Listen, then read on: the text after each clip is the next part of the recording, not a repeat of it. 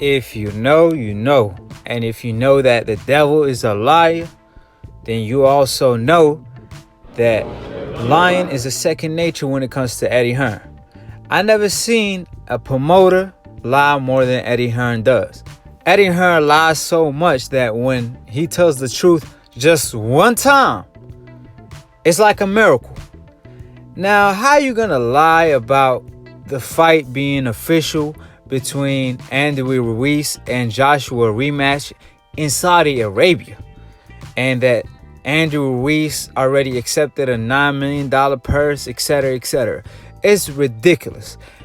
Andrew Ruiz came out stating that he is not happy and he would not fight Joshua in Saudi Arabia just for $9 million.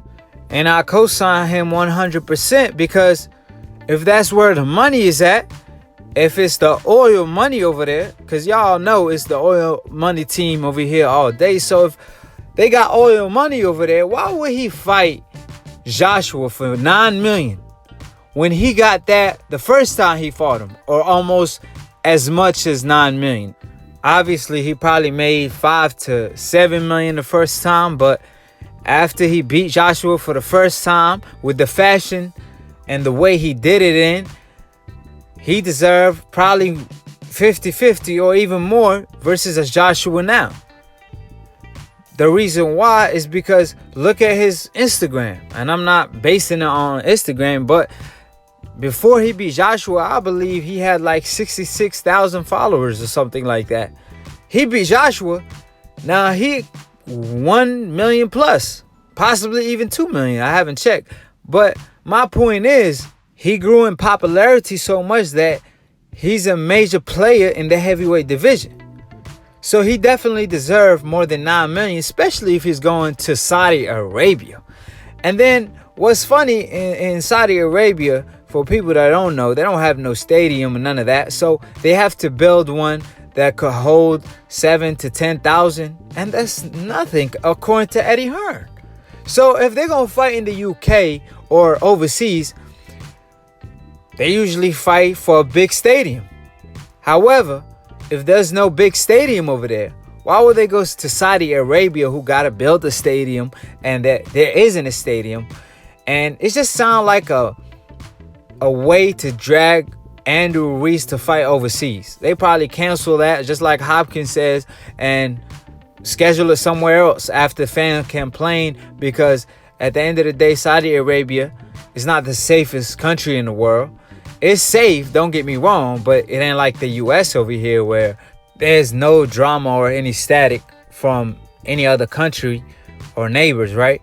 So just that fact alone is already making it questionable. And the fact that Andrew Ruiz haven't agreed to it and came on stating that he ain't finna fight Joshua in Saudi Arabia for $9 million. And he don't want to fight in Saudi Arabia. He want to fight in the U.S. But if he's going to go over there, he better get more than 50%. So it just sounds like Eddie Hearn yet again lying, which is no surprise. Like I said, it's a second nature to Eddie Hearn to lie. You know, the devil is a liar. I mean, John Legend told y'all that. But on a serious note, since Eddie Hearn want to talk about Andrew Ruiz keeping his word and fighting and rematching Joshua in the UK like he agreed to, you know, then Anthony Joshua need to do the same thing. He said he's willing to fight and he prefers fighting Ruiz in the US where he lost the first time so he could rewrite his wrongs, right? So if that's the case, then be man of your word, Anthony Joshua. And I will agree with what Eddie Hearn had to say as far as what Andrew Ruiz did or said or agreed to. However, if it wasn't for Whyte's situation where he failed a drug test and still was allowed to fight and allowed to cheat with loaded gloves, and they haven't did nothing about it yet, they still trying to throw it under the bus as far as the B samples and all that BS.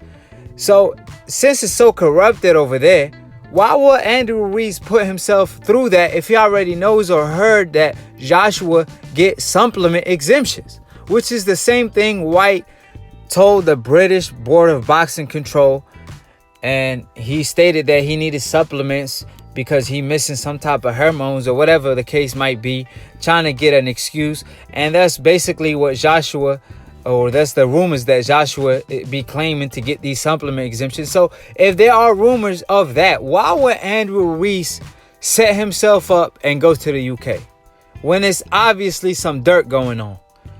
Not saying if Joshua is or isn't. However, as soon as he came to the US, he got hit one time and he had 4 rounds to recover, and he couldn't recover in 4 rounds. Keep in mind, Amir Khan, known for a weak chin or a glass chin. If he had 4 rounds to recover versus a Danny Garcia, let's say, he probably would have had recovered.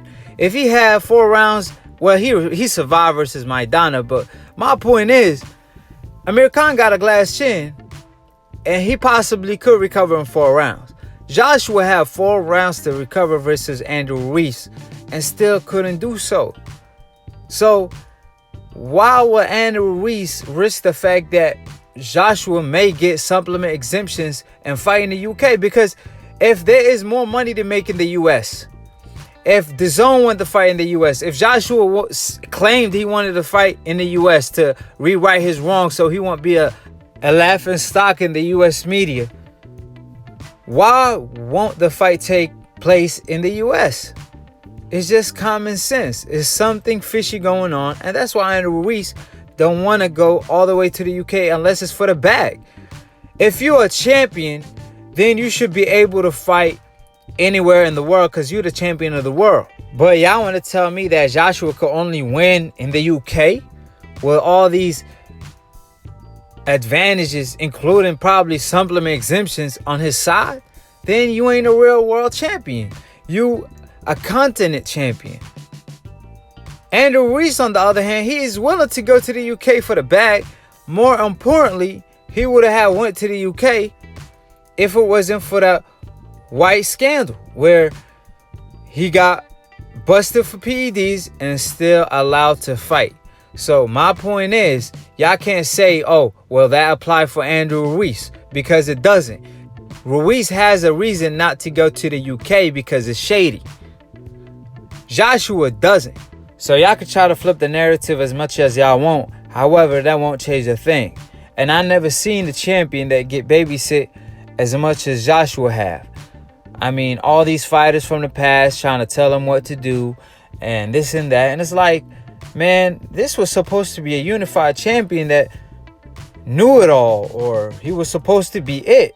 And now he getting babysat like, you know, he never went through obstacles before. Okay, it's a loss. Well, let him get in the ring and let's see if he could win or not. Stop with all this babysitting, tapping him behind his shoulder, telling him everything gonna be all right. You could do this. All these champions in the past or ex-champions trying to become motivational speakers to Joshua. Like I said before, this is supposed to be the guy that's the equivalent of Mike Tyson. What happened to him? He can't perform under pressure now? He need a psychologist now? So you're trying to tell me he was a paper champion to begin with? And that's what I've been trying to tell people. Deontay Wilder, he wasn't made a champion. He was born to be a champion. His power is gifted. He hits you one time with that power. I don't care who you is, you got to go. Anthony Joshua, on the other hand, they gave him Martinez, I believe, the first time for the IBF. I mean, that guy, man, that was ridiculous, right? And then Klitschko already lost to Tyson Fury. So I don't know how he got to fight him for a belt that he was supposed to fight Ortiz for. And then fought Joseph Parker for the third title, where Joseph Parker really lost to Ruiz. So, man, like I said before, stop babysitting the man. Let him fight for himself, and let's see if he cut for it or not. If he ain't cut like that, and he ain't made from the same cloth as a champion is made up, then it is what it is. Subscribe below if you're trying to get smarter by the minute. If you're trying to get dumber by the second, don't listen to these casual fans. Follow Lantoon Boxing for the funniest boxing memes in the description box below, and subscribe to my channel and click on the notification bell to get notified every time we go live and to be continued on the next episode of Aki TV. Peace, and we out.